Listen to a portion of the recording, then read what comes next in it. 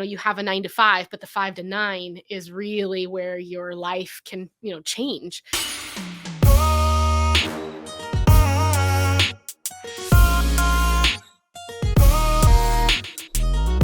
Brianna, Widen, Widnor Farms, thank you for joining us in the studio, the building Bellingham studio.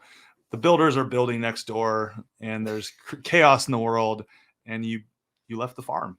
We did, Yeah. or I did, I should say. I did. So I got a couple hours off. What's happening on the farm today? And they allowed you to come here in the studio. Right. I'm pretty sure at the moment my husband is wrangling 3 children, doing his best to keep them alive while he's trying to get his chores done. We're kind of condensed down just because of the daylight. Right. So Ryan tries to get as much done as he can. And so he's got a toddler and an 8, 6, and 2-year-old hanging out with him right now. Right on. He's got his hands full. He does. Well, thank you for, putting Ryan in that position so that you could come on the show. Yes. But tell me a little bit more about you, who you are, what you do, what do you not do? Oh man.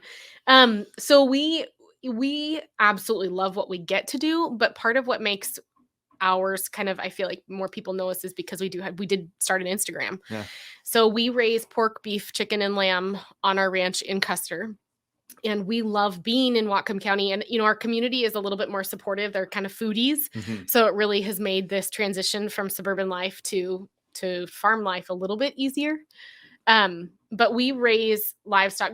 My husband and I kind of had this desire to raise our own food. Mm-hmm. And it turned into our friends needed some, and then those friends needed some, and then it just kind of grew and grew. And Ryan and I both realized we really wanted to do it for a living, and so we made the big transition a couple years ago. Well, it's awesome. And it's you said something about transitioning from suburban life to farm life. What was that like? What tell me more about that experience. Right. It's a little less romantic than I think most people think it's going to be. Yeah. It's a standing joke that we ditched suburban life for gravel roads and dirty hands, but we really did. We had this big dream and desire. My husband and I were married in 2008, and in 2009 we took a trip to Wyoming to visit the cattle ranch that I had worked on for a few years in college. And when we were driving out of that driveway and leaving and headed home, Ryan looked at me and he was like, "That's a dream gig. Like, that is a dream job." And we shelved it for a long time because you can't pay your bills very well. And just kind of went back and got good jobs and kept going and got on this hamster wheel. And then we just want it off. Yeah. We really want it off. And so 2017 rolled around and we listed our house and just said, we'll see what happens. Within about 24 hours of it selling, the house the farm that we were looking at came up on the market. Boom. And we bought it. Yeah. Did you manifest that? Was it just like such a strong vision on what you wanted or what you didn't want? Yeah. Yeah. It was kind of crazy because we were looking at other places, and we had originally, when we moved to Whatcom County in 2011, this farm was on the market, and we were like, God, that'd be so cool. But we couldn't afford it. We were young kids. We were just kind of getting going. We'd never had a house before. It just wasn't an option. So we flipped a house and sold it, and then turned around and upgraded to the farm. But it literally was like, we had seen it before, and I even journaled about like what my dream house looked like. Mm-hmm. And we turned around and 4 years later opened that notebook and was like, oh my gosh, this is exactly what we had planned.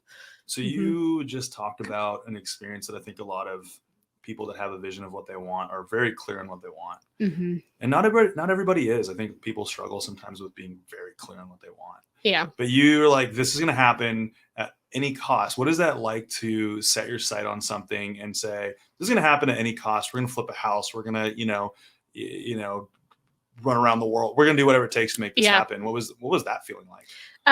It was, a lot of people thought we were crazy.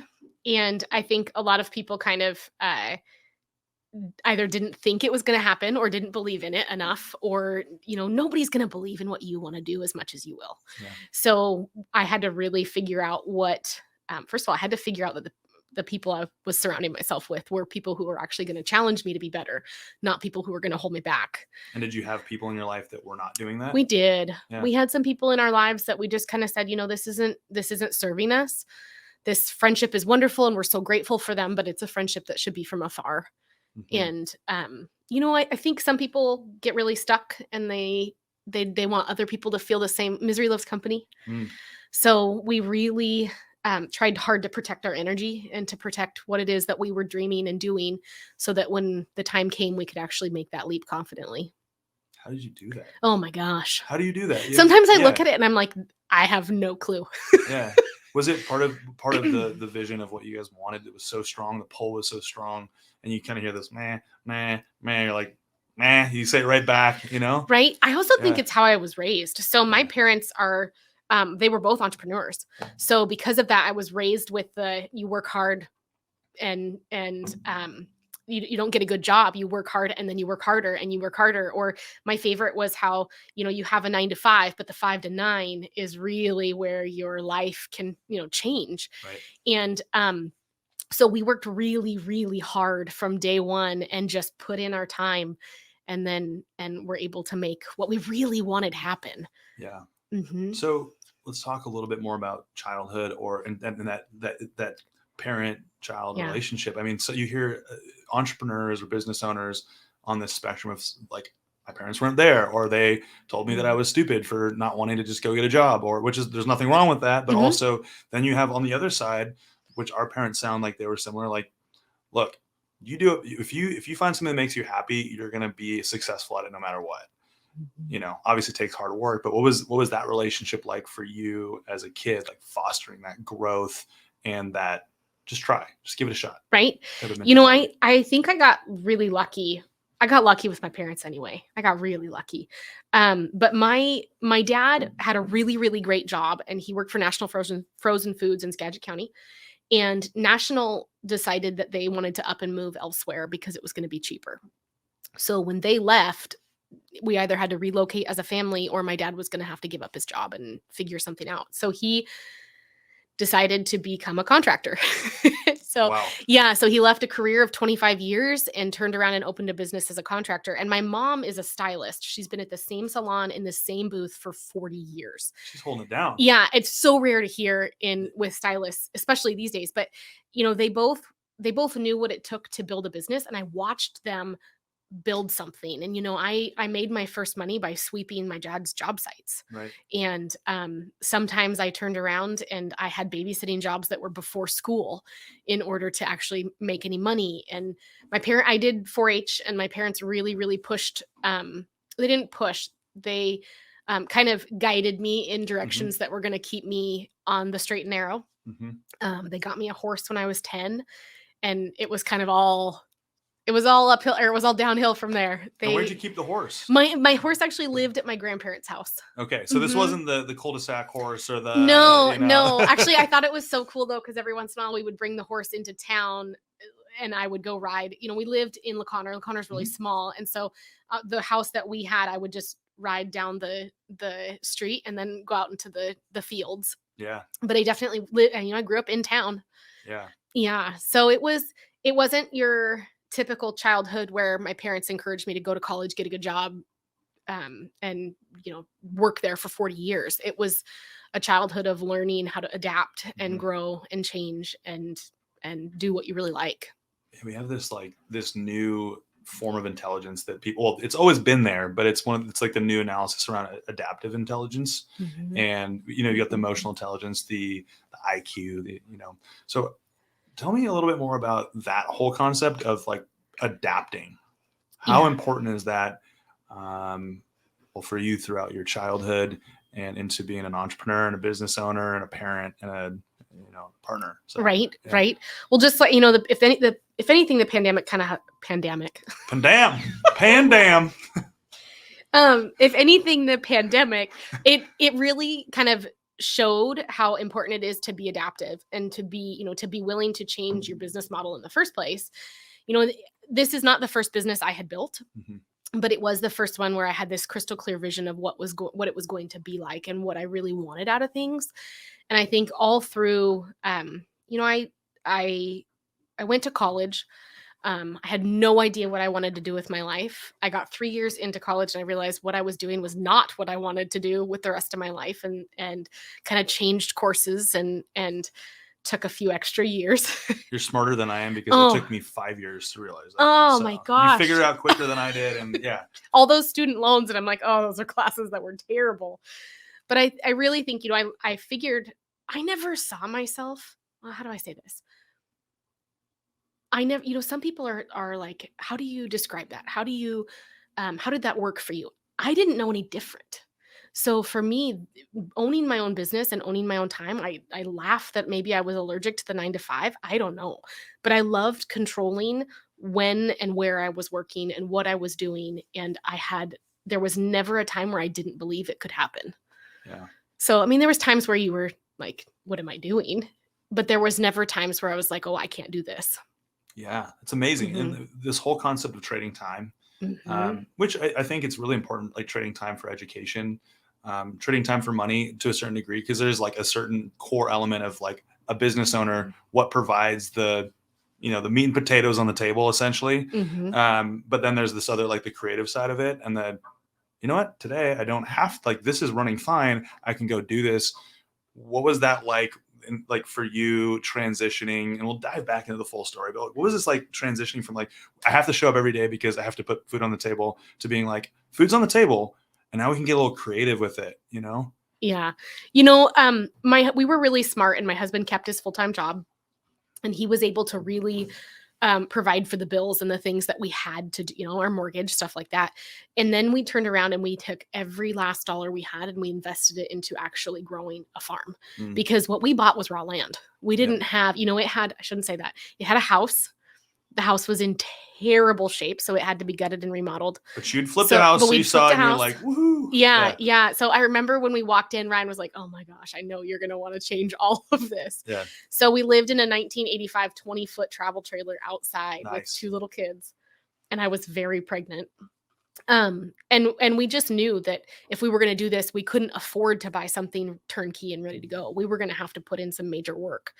And slowly over time, we just started literally from scratch. The place was in really bad shape. What was an example of like the thing you saw? You'd flipped a house and you'd seen things that like you'd done before. And then were there some things in there that you looked at and went, oh, that's going to be a real pain to get to where I want it to be? Oh yeah. Yeah. We had to gut everything. So when we literally stood on the sand on the ground and could see through the second story rafters because it was in such bad shape. You're not supposed to be able to see through those? No. I mean, we literally, we had gutted everything. There was no oven. It was a wood burning oven with a chimney that had to be capped in order for us to even get lending. So the chimney had to come out. There was some major things we had to do just to get the house livable. And then we had to turn around and figure out, okay, now the house is livable. What's next? What things? And then we started building fence. Then so it was house, so you could live there, then fence. And so I'm sure you could talk for days about how you get a farm prepared. Tell me, for someone like me that has very little knowledge on farming, how do you like start a farm? What's the first thing you do? Right. I wish I could say like XYZ. It really is. For us, we wanted to raise livestock. We didn't want to be crop farmers. We had no desire to do crop farming. We wanted to raise livestock, and the topography of the place that we bought was going to allow us to do that, because it's not, 30 acres are wooded. So we had to kind of figure out what our goals were and then figure out how to make those things happen. And so for Ryan's dream in life had always been to raise cattle. That's just what he wanted. It was going to be really hard to do that with no fence. It was there was they'll just wander. They'll go to the neighbors. They'll be the neighbors by tomorrow. Right. Yeah. There was little things that we had to chip away at to make happen. Ironically, the very first thing I ever brought home was a family dairy cow. All right. So we built a fence and then brought home a family dairy cow, and then slowly over time started kind of bringing home the livestock we really wanted. Ryan brought home some hogs to try raising hogs. We started raising meat chickens, which was a big. What is the difference between a meat chicken and an egg chicken? There's a big difference. Super educated on that. So chickens that lay eggs are a completely different breed. They don't produce very much meat. They just don't it's like a marathon runner. They just aren't. They just don't feel like it. No, they're not going to do it. They're not going to do it. No. So meat chickens have been bred genetically to just grow larger amounts of meat in their carcass.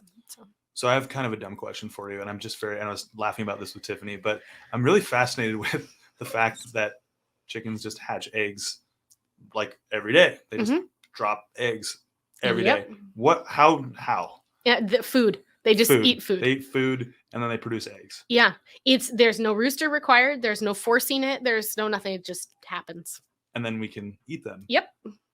But if a rooster gets in the picture, when a rooster loves a chicken, then which that's they do. Yeah, when they I'm sure they do.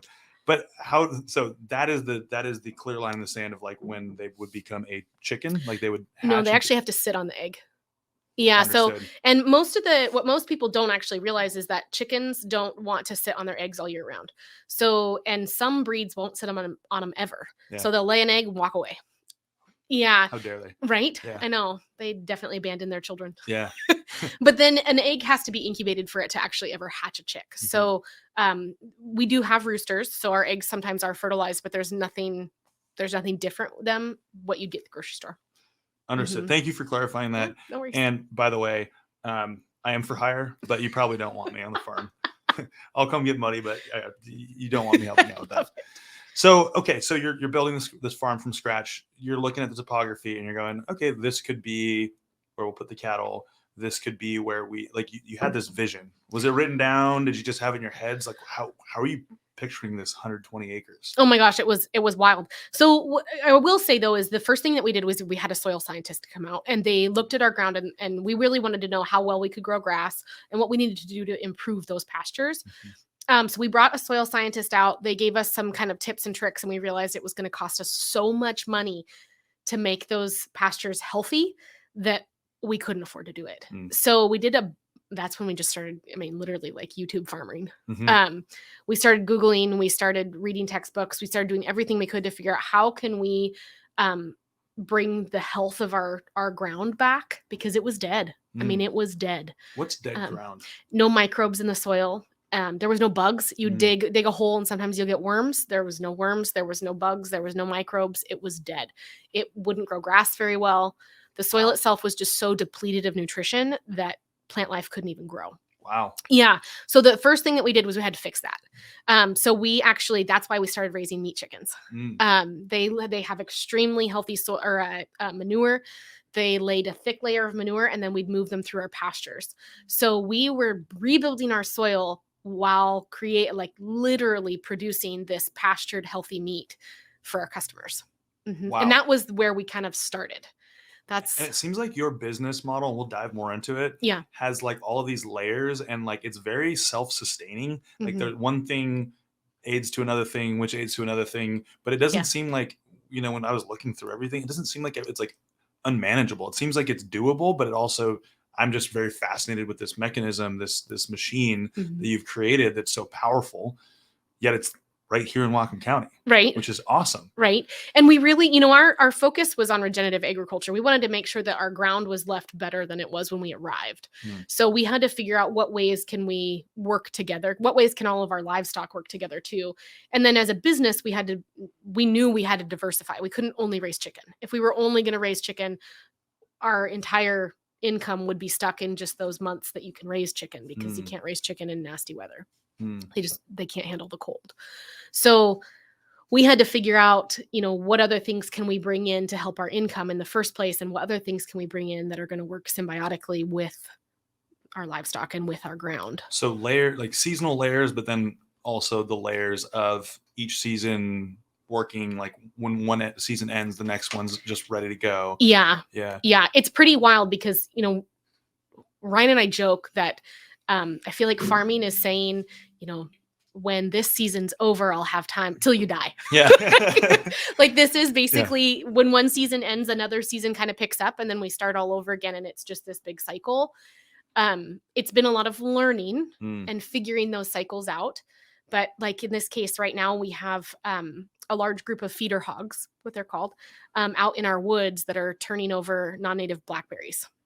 So they're helping get rid of the blackberries in the off season when the blackberries aren't growing. because that's going to help us turn around. And it's a deep Keep going, oh my please. gosh, it's wild. I'm listening. We were talking about business and I'm like, let's talk about soil. But literally our ground has a seed bank in it that is extremely old. And that seed bank, anytime the ground is disrupted, the seeds can come to the surface again. Mm. And so what's happening is they're out there digging up all these non-native blackberries, getting rid of the roots and getting rid of the structure, like the entire plant structure. Which we have a hard time doing as Yeah. humans. Yeah. Yeah, exactly. Yeah. And so pigs do a great job. And they're out there doing that right now on these pastures that we rotate them through. So they're clearing ground that had just completely gone. I mean, it had been logged 10 years ago and then stripped. Yeah. And so there's a lot of native vegetation in there that we're trying to preserve, but there's a lot of non-native stuff that we're letting them do their work with. Mm-hmm. So, okay, I want to go back to school. Sorry. No, you're good. No, I love this. Going back to school, mm-hmm. You went to school for regenerative farming and agriculture and soil composition, right? Oh my gosh, no. I went to college. Well, my first 3 years. Yeah.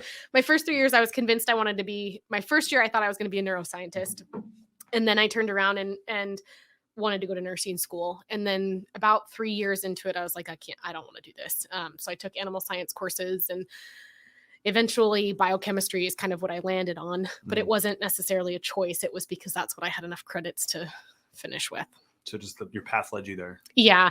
And I didn't plan on really using it. I just wanted to be done with school. I was done at that point. Just had enough. And well, if you're going through any sort of medical degree, I can understand that. Yeah. I was, my husband actually had a heart attack when we were 24. Wow. I know, kind of like total side note. But because of that, I think that my view of what I had wanted to do previously completely shifted. And I just was like, I don't want to do this. This is not really what I had intended to set out to be or do. And so I kind of just slowly picked away and figured out what I was good at. It reshifted your priorities. Mm-hmm. Yeah. And a lot of it just kept coming back to livestock. Yep. And it just kind of kept circling back. Yeah. So two things here. First thing, you have this priority shift and you go, I'll probably make a lot of money doing that, but that's not the most important piece to this. I don't feel like it's just got that like power pack. Like I could wake up every day and do this. And then you have Ryan's heart attack and that shifts your priorities going, I want to do something that I can wake up together and do something that fills me with joy and I'm engaged in every day. And it's just my passion, Yeah. So transition into now and every day when you wake up, tell me a little bit about gratitude and having that as a business owner, as a mother, as a wife, all of the things into one, because this is really a mix of lifestyle and of business. Mm-hmm. You live it. Mm-hmm. You live your business every day, but it's also your passion. What's that like for you? It's actually really neat. That's how the most cheesy thing to say, but it is waking up and putting your feet on the ground is supposed to be exciting. It's not meant to be mundane. And, I firmly believe that we are our best selves when we're doing things that make us happy. And to pair a passion with a living is probably one of the biggest blessings and examples I can show for my kids. So I have 3 little kids they are my favorite humans on the planet. And I actually really love spending time with my kids. Like I love having them home. I love homeschooling. I love just them being around, and building a life with them has been, it's just really cool. Levi, my oldest son, he's 8. And he's probably more well-versed in science than most adults are. And he has the concept of the circle of life, and also really understands that what it's like to nourish your body, not just eat to eat. Right. So he can grow. I mean, I'm pretty sure if something happened to my husband and I, my son could last weeks and no one would know, because he is so self-sufficient. Yeah. He's so self-sufficient. He's a great kid. He's a hard worker. They all are, actually. But I think that's been an example that has been shown to them. Well, and it's something that you live and you show, right? Yeah. You can tell somebody, you can speak to somebody and tell them this is the way things are, but they look up to you both, and Mhm. and see you as an example of how to do life. Exactly. What are some like core values that you live by? What are some things that drive you? Oh my goodness. My family is my number one. And I think it is for a lot of people, obviously, but for us, we don't want necessarily our, how do I say this? We want our kids to know that they have a safe place to come home to no matter what. So we wanted to create a place for them that didn't feel like, oh, I have to work, or we have to whatever. I wanted them to feel like home was home base. And so we've really fostered that. Another thing that I'm kind of a non-negotiable in our life is our food. Mm. I'm not willing to sacrifice quality for speed. I spend a lot of time in the kitchen, which is partly why we desperately wanted to farm, was we wanted to control another aspect of cooking. And so we've really instilled a lot of that in our kids, that food should come from the earth. Food should not necessarily come from a box, and how to make those things. Mhm. It's a lot of time, Mhm. but it's also shifted that relationship between food and how it fuels your body. And also, it's not normal to get a strawberry in the middle of January. Exactly. They're still Exactly. there and they taste like strawberries. They might be a little bit whiter than normal, Right. but Right. it's just, yeah. And that's something that my mom also is. She eats out of her I garden love in it. Seattle, in I the middle of love it. Seattle. Yeah. You guys get along great. But there's this other aspect when it comes to health. So you've got from the earth, supporting local, like sustainable, right? A Yeah. sustainable food source. But then also there's the other part about health. I mean, there's like, when you grow it yourself, you control all aspects of how it's created or how Mhm. it grows. Tell me a little bit about your outlook on health. That's actually what started all of this, was that, we wanted to do, when Ryan got sick when he was younger, we kind of took that as a wake up call and just like, okay, we need to be a little bit better about our food sources. And at that point we were eating out a lot, and we were both working hard. So it was kind of convenience. Mm-hmm. So we really shifted to how we were eating. We tried to eat more seasonal. We tried to eat, better for ourselves anyway. And then we took it a step further and said we wanted to raise our own. And really, it all encompasses that exact notion that we just wanted to be healthier. And and it tastes better. Mm. If you've ever had homemade bone broth, the taste and the flavor of that is next level in comparison to boxed stuff at the grocery store. And the health benefits are even 10 times more. So we really wanted to bring all that together. And it's been I always laugh, it's been an adventure. Yeah. A lot of learning and a lot of learning curves and a lot of figuring things out, and a lot of getting over some kind of misconceptions. And farming industry is extremely nuanced. Mm-hmm. It's very deep and complex, and I had a lot of opinions about it before I started farming that have shifted and changed a lot too. Mm-hmm. What are some of those opinions? Oh man. Ooh. We can pause. That's pause a deep. Yeah. No, you're fine. You know what? I think there's kind of this misconception. I don't want to say misconception. There's a lot of opinion pieces that have been seen as fact pieces on whether, how much methane contribution livestock really does have. What people don't necessarily realize is, have you ever heard of carbon credits? Yeah. Okay, so farms like us qualify for carbon credits, and then large corporations can buy those carbon credits and then call themselves carbon neutral. Mm. Well, we're the ones creating the carbon sink. Yeah. We're not the ones creating the methane. So, or little things like we feed our cattle kelp, because kelp is a wonderful nutritional source. It's a great vitamin and mineral source. We feed that to cattle, and it actually reduces their methane production. Interesting. Yeah, and you don't see that very. A cattle eating kelp? No. Yeah. Well, you just don't see it. That's not something that's talked about. Right. There's a lot of science and studies on it, and we have to figure out how to feed the world and also kind of bridge the gap between the farm and the consumer, because that's what feels really broken. Mm-hmm. I would agree on that. Yeah. And there's also, we talk about that world being nuanced. There's two worlds within that world. There's like this mass producing. I've watched all the documentaries and I'm disgusted and like just kind of blown away. And then you've got this other side of it, which is also, this makes everything really cheap. Yeah. And this makes things more expensive. However, there's a whole story to this side of the coin. Yeah. And that's what the information piece. Yep. The How do education. you communicate with other people? You've clearly, like, it's resonated with you. Oof. Tell me about, like, we meet on the street and I say, I want to start eating locally sourced food. And I just don't know what I don't know. Right. How do you explain all of this to me? Would you like to come to dinner? It Yes. would take a long time. Is that a formal invitation to one of your dinners? I love Absolutely. it. I love it. Yes. Yeah, there's so much complexity and depth to it. And one thing that's been forgotten is that, 100 years ago, a huge portion of people's income went to just feeding themselves. And now we have cut that down to people are budgeting very little in comparison to their income because they have all these other things we're budgeting for now. But we have lost sight of the fact that food shouldn't be cheap.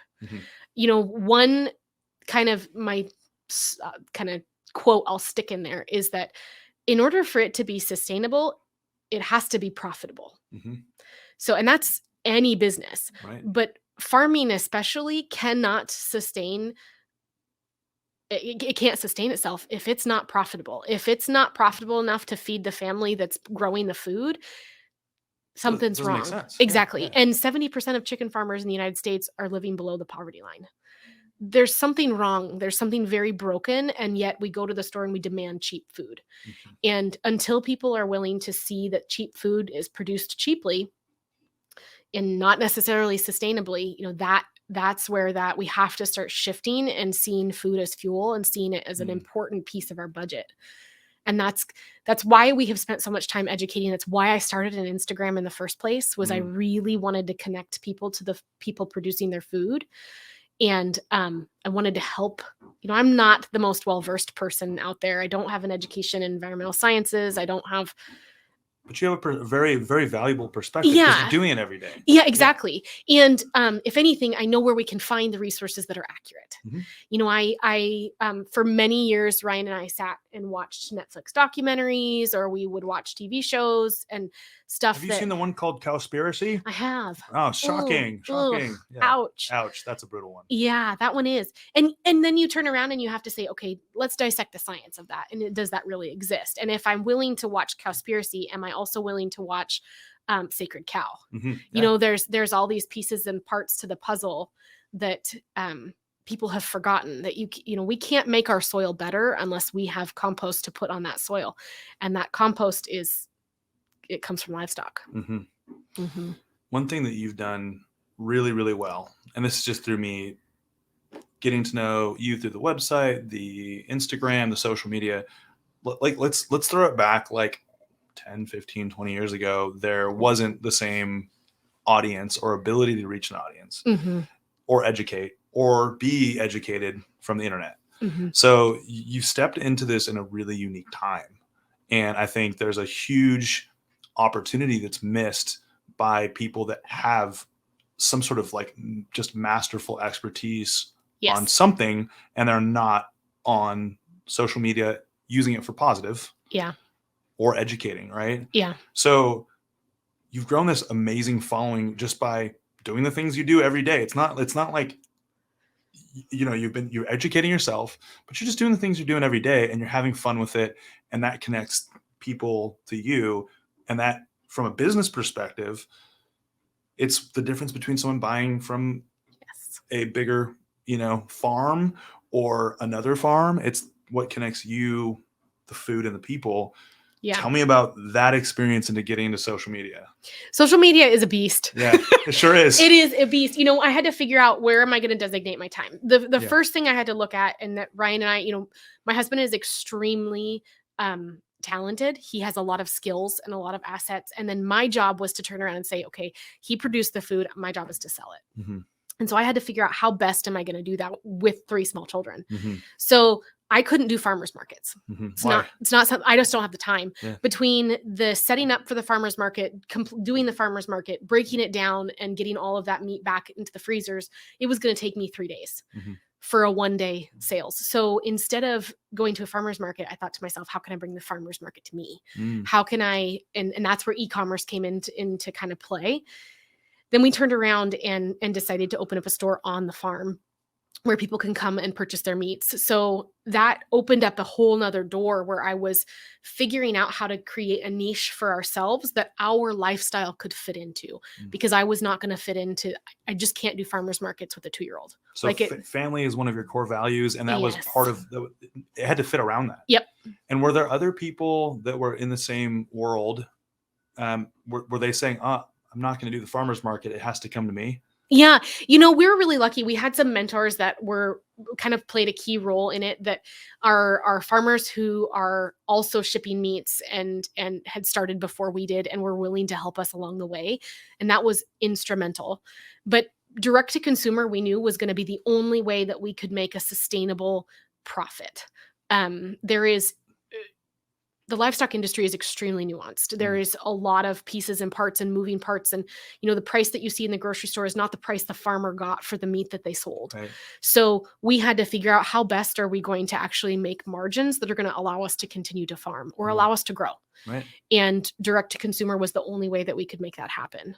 The hardest part though is, sorry, I'm totally on a random tangent. No, keep going. The hardest part is that we could have a whole bunch of local farmers. We could have farmers, every single farmer in Washington state could turn around and say, I'm only going to sell direct to consumer, and it would shake the system. There is not enough processors to handle that.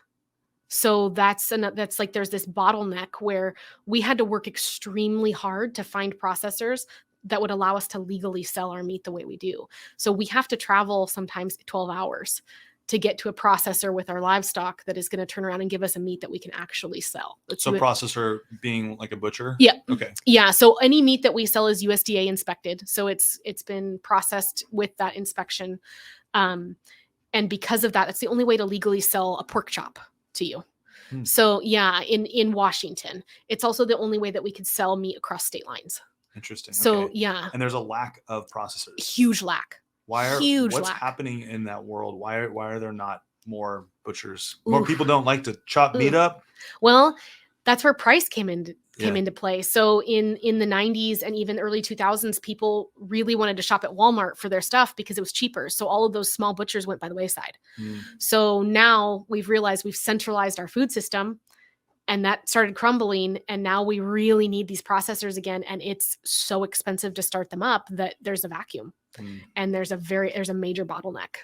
Shout out to all the people thinking about being butchers out there. There's a big opportunity. You are needed. You are needed. Be a butcher. Be a butcher. You are needed. So social media, as you said, is a beast. Right.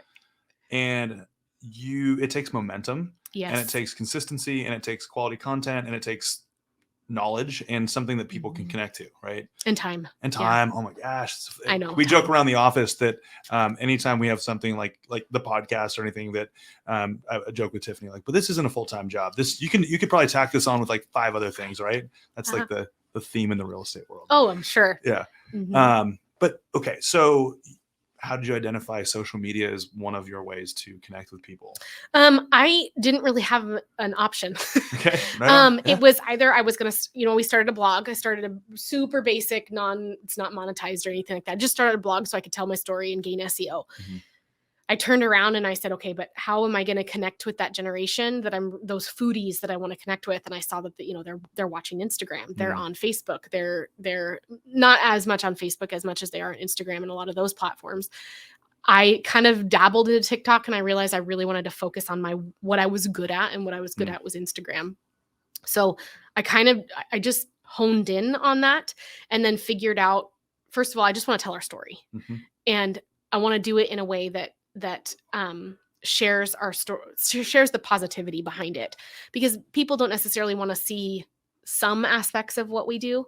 They really want to see the feel good stuff. And so I figured out how to share that story and how to connect with those people. And it has created some extremely loyal customers that we're so grateful for. And so this is also it's an interesting thing to buy a product on the internet without testing it. I'm weird about that. I'll give it a shot, but there's a price threshold, right? Of not gonna I can't do $200 or whatever the number is for people, and it's different for everybody. Yeah. So how did have you gotten feedback from people on we just went for one of your subscription boxes, and we took a chance on it and it was great? Or was the message from your social media so good that they were like, we know this is going to be good and we'd be shocked if it wasn't? Right. You know, a lot of it was education. Yeah. There's a piece. We knew from day one that if we were going to produce a product and make a sustainable income on it, we had to produce something that was different than what you'd go to the grocery store for. Mm-hmm. So when you come and get pork from us, it doesn't look like pork from the grocery store. The quality is exceptional. It just looks different. It's pinker. It's more red. So it's just note for everybody that's listening. Meat is supposed to be pink, not gray. Right? Right? Okay. Exactly. And you know, our beef was premium, like beyond the best of the best that you could find in a grocery store is what you were going to get from us. We also have a dry age process, which is where our meat hangs for a minimum of 16 days, dry aging versus a wet aging that you get at the grocery store. So there was all these pieces and parts that we needed to make different. We also raise a breed of chickens that is produces more of a yellow fat. And so the meat itself is healthier because the fat has more beta carotene in it. Yeah, so we had to figure out how to kind of niche ourselves into really appealing to people who valued quality over quantity and people who really actually wanted to invest in their food budget. And we found those people and we have really fostered an entire business catering to them. So you found people through them, you educated them, you connected with your story. Yep. They got their first box or their first delivery and were like, oh my God. We ruined them for, we ruined them. You got them hooked. Yep. So there was a bar set for what to expect. Yep. And you're educating people on the health side of it, and you're educating people on who's making it, and your Instagram starts to grow. It did. It grew fast. How fast? It grew very quickly. We kind of started, I learned how to tell my story over the course of the last 2 years. And then I think it was probably 2021 that I really honed in on that niche of who I needed to be speaking to. And I believe it was about January 2021. And then our Instagram really just started taking off. Yeah. So we gained kind of like your micro influencer status at that point. And it was enough that, Instagram's great. You can tell a story all day long, but your conversion is what's really important. And so we had to figure out, we're going to tell our story, but how are we also going to connect with those people enough to sell to them? Right. And that's where I really started sharing stories. And so people don't just get a good post from us. They also get to see the behind the scenes in the stories. And then we also started a farm club. What's a farm club? So our farm club is, we have a digital farm club and we have a meat box farm club. And it's a subscription program where people can order meats every 30, 60, or 90 days. And it's a rancher's box is what we call it. It's curated by us with their preferences. Or they can do a digital farm club. And that's where they get to see the behind the scenes and the stories from us on one day a week that we reserve completely for them. So one day a week, they get exclusive content where we're sharing recipes, tips, tricks, veterinary care, a little bit more in depth than what kind of a regular day-to-day person would want to see when they're scrolling. But we really wanted to connect people a little bit deeper. And so we rolled out Farm Club. So is it just you and your husband and your kids? Yeah, we're really grateful. We do have a farmhand that comes once a week and helps us. And then we also do have a gal that we help to do shipping, because shipping is a whole nother beast. Yeah. Yeah. Bottleneck. Yeah. And for us, shipping is one thing, shipping perishables is another. We had to figure out how the heck to package it, how to, where to source dry ice, where to source liners, how to package our products so that it arrives anywhere in the country frozen still. So you deliver anywhere in the country? We do. Yeah. And this is a little bit from ancillary education, but okay. Like, where do you, like, if you go outside of a certain region, shipping starts to get more expensive, right? It does. And it gets more and more and more, but it's all domestic. You're shipping only in the United States. Yes. Are you shipping to Canada, Mexico? They No. can't have any. Can't have any. That's right. Cut off. They have to come down here to get some of it. Yes, they do. So it gets more and more expensive as you go out and out. Yeah. That's one part of the business. Yes. And some of those people find you through Instagram, word of mouth, etc. Outside of Instagram, how are people finding you locally and just in general? Right. Word of mouth has been wildfire. We've been really lucky. We've had so many people that stop by the ranch store and just say, "Oh, my friend told me I needed to come see you." We have pretty limited hours. What are your which, hours?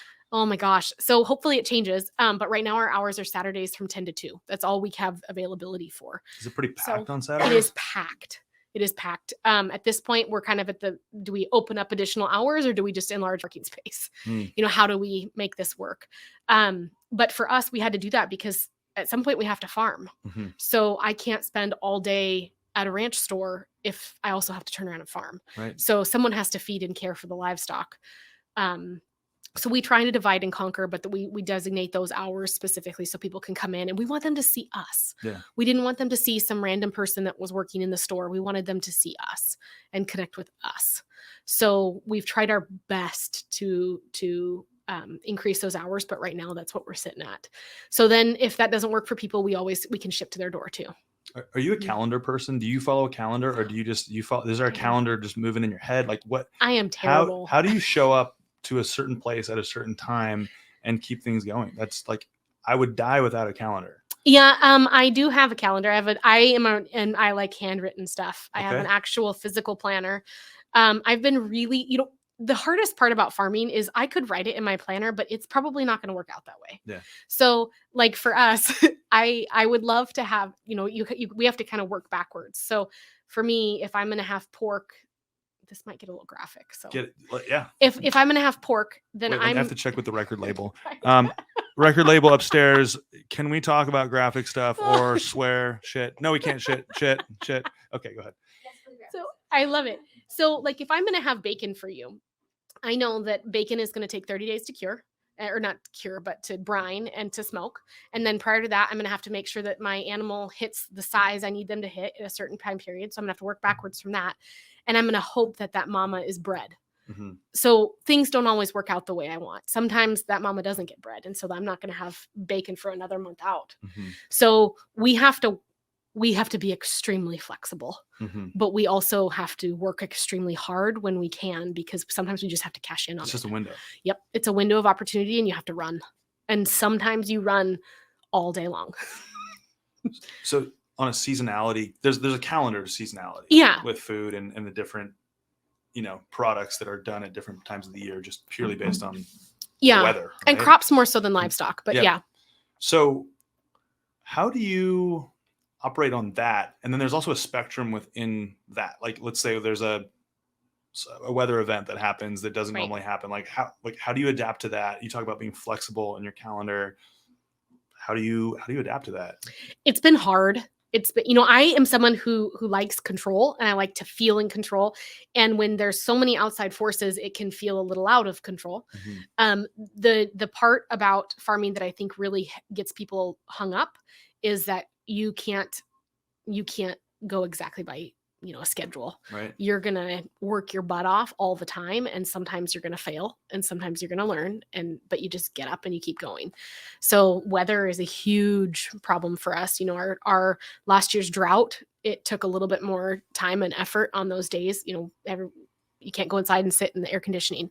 We had to go out and we had to make sure that everyone was well taken care of day in and day out.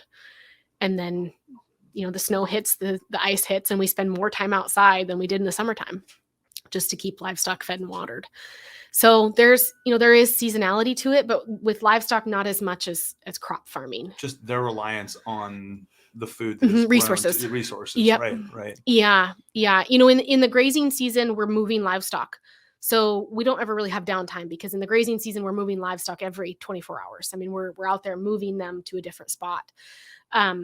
In the off season, we're out there feeding them. Yeah. So there's, it really doesn't slow down necessarily. We're in what's called our farrowing season right now. So our hogs are having babies.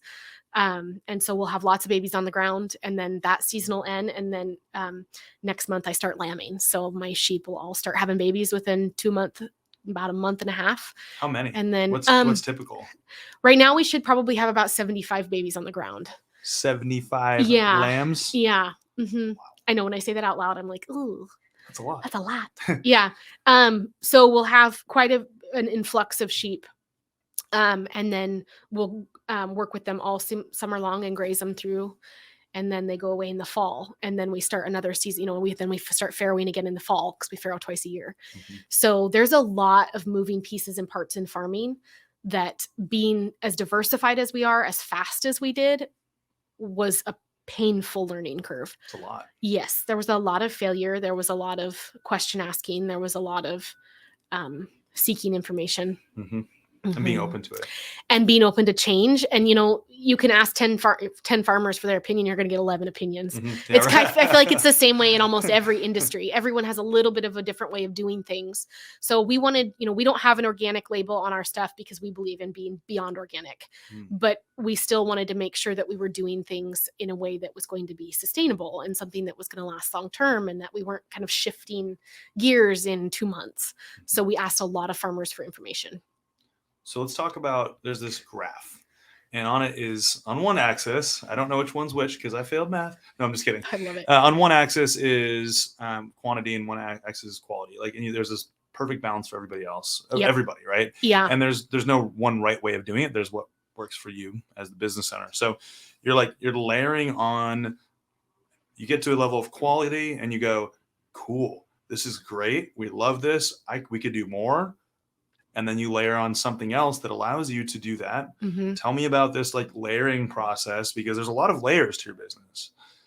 What did you start with? Diverse. What was the kind of process and the layers of dirt, if you will, that you added on top to get to the point where you're at with all of these different facets of your business? Yeah. Our original intentions have also shifted from 3 or 4 years ago. So, we started raising chicken, we started raising a little bit of lamb and pork, and then we slowly added cattle in, because cattle, first of all, the infrastructure of it is extremely expensive. So we kind of just started adding things. And then we added an educational piece into it, because we were selling our knowledge that we could turn around and help fund a lot of those things that we were wanting to grow with. So, that was also a big piece, is we never wanted to sacrifice quality for quantity. We knew how much we could make when we would break down an animal and sell the meat, but we wanted to make sure that we were always selling the quality you could guarantee. So that also, it took scalable infrastructure from day one. We had to make sure what we were doing was something we could scale and never lose quality too. So there's been some fine lines where we've sat and we've said, okay, this is as much as we can do right now, because if we add anything more to that, we're going to run ourselves too thin, and then we can't devote the time we need to each one of these species. So it's a big one. Yeah. Well, and then there's this other piece that's demand, and it's you're trying to stay on track with your vision and what the right time to layer, but then you've got this like you said, this window on a Saturday where there's people are lined up at the door to buy your product.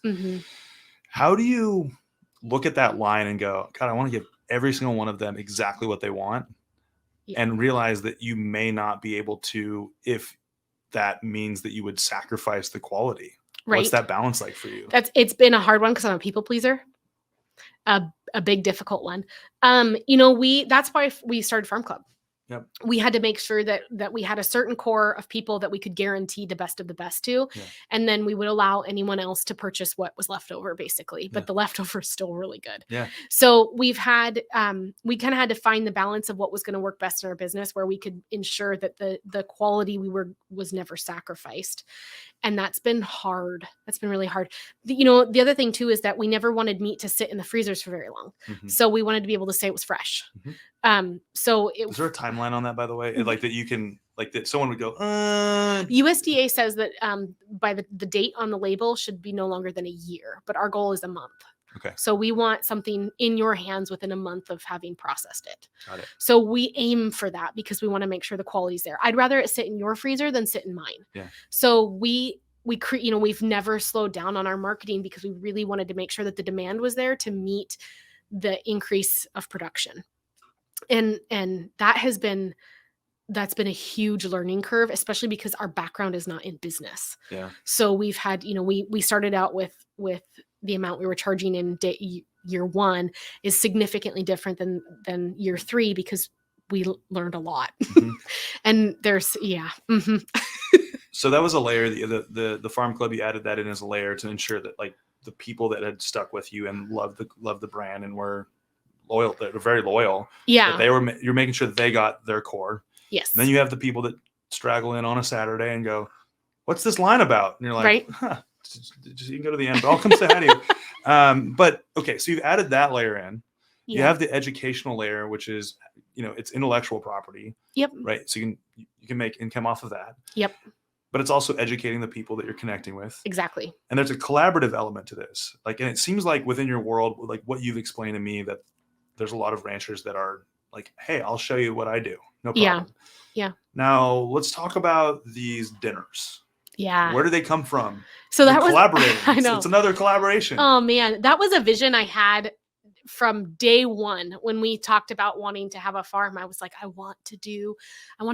my goal in all of this has been to connect the consumer to the producer.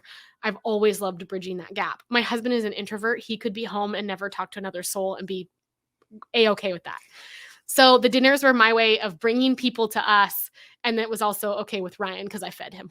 Does he sit at the table too? He does. He's like, he does. "I'll put up Our with whole this." family Yeah, does. perfect. Yeah. Okay. So we advertise it as a date night. Our kids are there because they're our kids and they're part of our farm.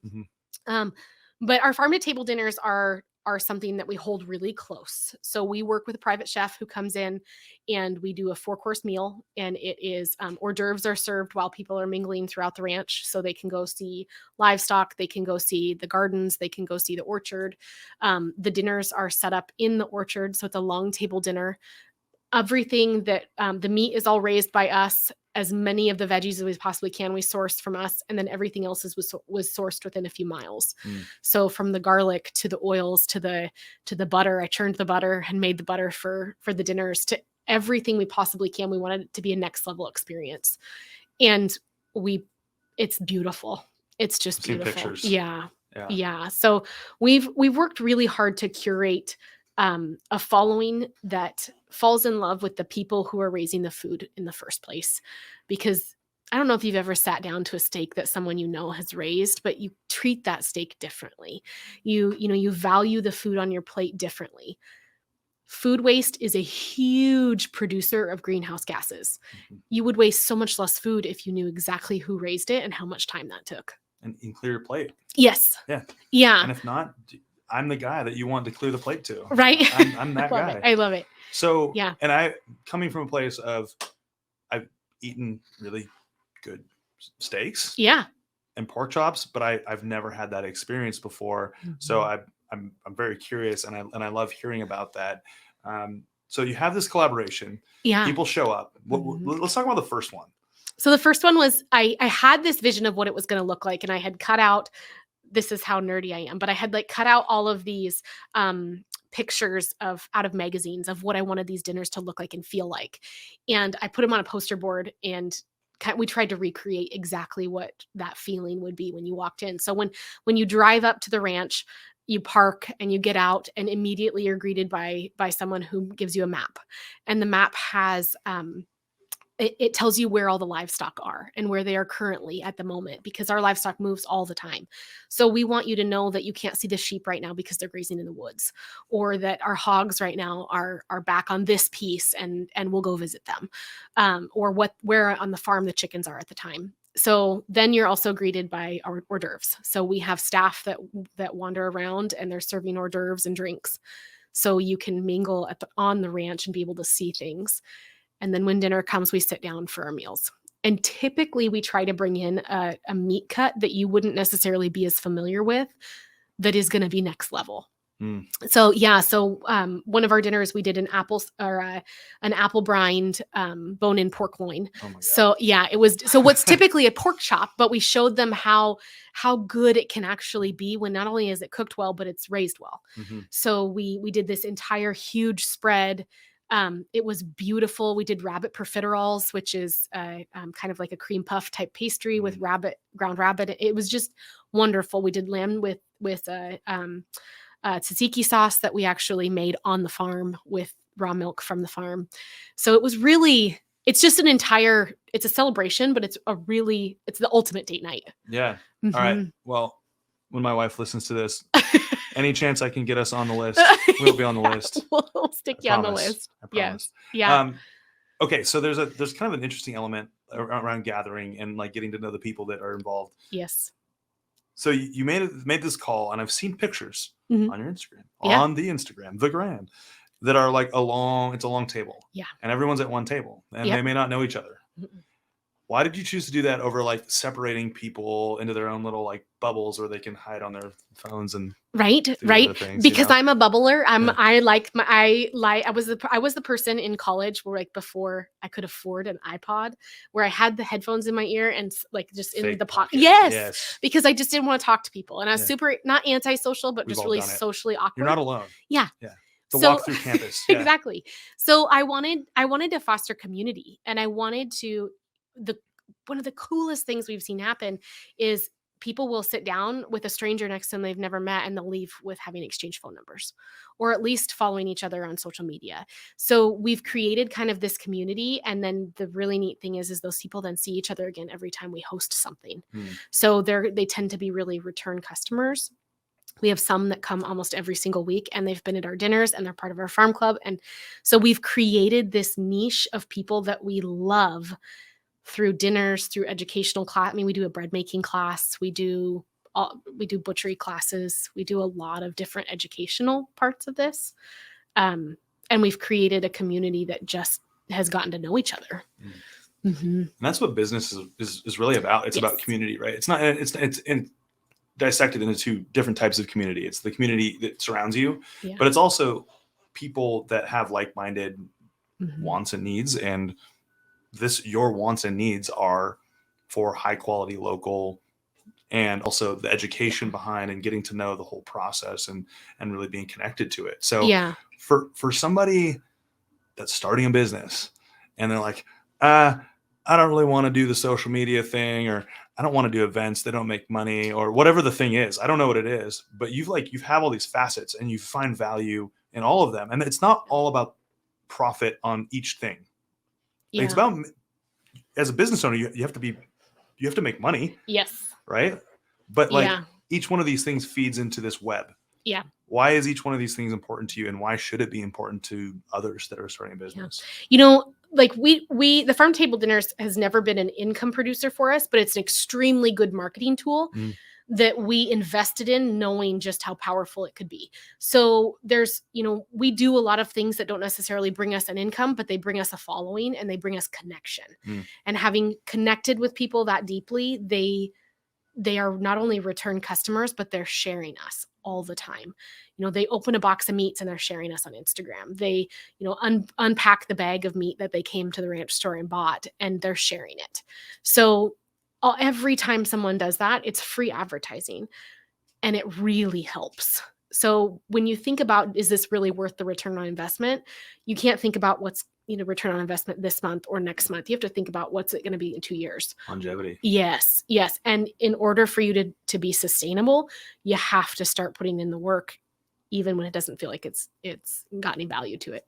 It's interesting to see how the whole concept of marketing and advertising and where you focus your money as businesses has totally changed and flipped upside down since like the 80s, the 90s. Remember all those ads? Like in the 80s or 90s, you either weren't advertising at all as a small business, or you were doing this like, you need like shop local, and this is why, and it's like a cheesy infomercial, right? Yeah, Yellow Pages. What are you gonna find on the Yellow Pages? Newspaper. Newspaper. Yeah, things Yeah. like that. And so, but it's so fascinating. So that's such a powerful message, because I hear all the time, "What's the ROI on that?" I'm like, you can't quantify it sometimes. What's the return on the impact? Yeah, exactly. That's the bigger question, right? Yeah.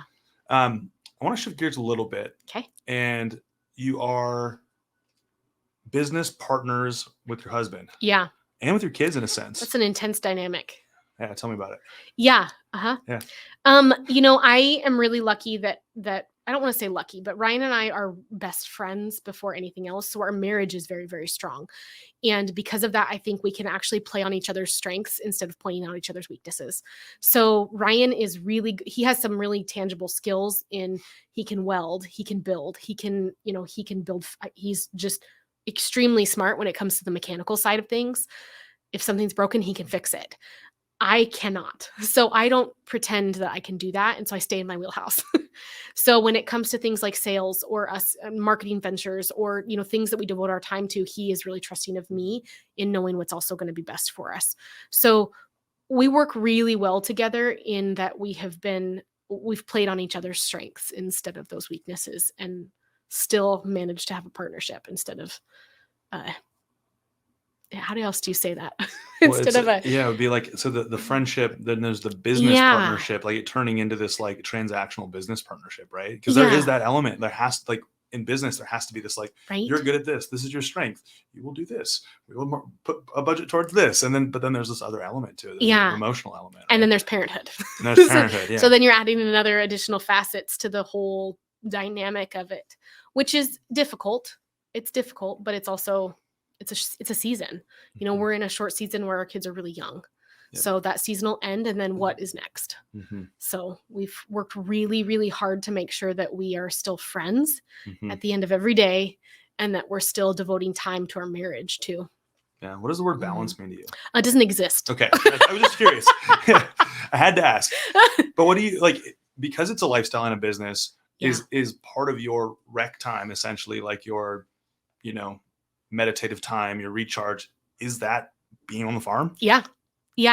Some people get really excited to go on vacation. I get really excited to milk my cow. Yeah. So it really comes down to those are the things that I value the most. And so I've built a life around them. And so every day feels like I'm doing what I really love doing. So it doesn't feel like I need the same vacation that someone else does, or that balance for us looks really different because our life is so seasonal. But we also really enjoy that. If Ryan never had to leave the farm, he would be totally content. Okay. Yeah. If he could spend his entire day just staring at his cattle, I'm pretty sure he'd do that. Like he loves them. So he sweet talks them. Like he loves his pigs. He loves the idea of raising such quality food that really gets to live the way nature intended. And because that's where his passion sits, it's fun. It makes your life fun. Which feels like I feel like there should be more descriptive. Is that an acronym for something? I don't, right? Right. It feels like it's such a basic concept, right? But it's something we've really worked hard to kind of create for ourselves. What's the line between passion and obsession? Or does it kind of free flow? Like you kind of have to be obsessed with what you're doing. Yeah. And I think too, especially when you're initially starting a business, you have to be obsessed or it's not going to go very far, very fast. Right. And for us, there's a massive investment involved in farming, and there's very little financing available to a startup farm, like zero. So we had to be obsessed in order to make it succeed as quickly as it did. So that was something that we poured every minute we possibly. And for a while there, Ryan would even say things like, I kind of miss you because we would be just kind of passing. Yeah. But we had to be obsessed in order to be successful for a while. Yeah. Yeah. And we've kind of struck a good balance. I don't want to say balance, but we've struck a good balance for us. Mm-hmm. Mm-hmm. I do have to ask. So if you did choose a place to go on vacation, like if it wasn't your farm, do you have a place? Do you guys have a place that you love to go? Is it like Eastern Washington? Is it like halfway around the world? Where would you go? So I'm a little different. I'm pretty sure my husband would choose the mountains and I would choose the beach. Yeah. I grew up in a water town. I love the smell of salt water. So take me to the beach. But Ryan's definitely someone who would like to go to the mountains. But in order to go to the beach or the mountains, you'll have to get dragged off the farm. Yeah. And sometimes he doesn't want to be. Yeah. So yeah, I love the fact that we get to live a life that feels like a vacation. I don't feel like I need a vacation from, and it's enjoyable. Well, I will follow in your footsteps. I'm trying to figure that out with real estate, but it's just, it's a different beast. But it is. But thank you so much for sharing your story, being vulnerable, talking about your world, talking about the layers, the ups and the downs. I appreciate you as a local business owner. Thank you so much, because I feel it every day too. I feel the different pains, but similar pains, right? And triumphs. And I love what you do. I'm now more familiar with that, and I appreciate that. Yeah, thank you. So thank you for sharing your story with us and our audience and the millions of people out there. But thanks for joining us. Yes, thank you guys very much.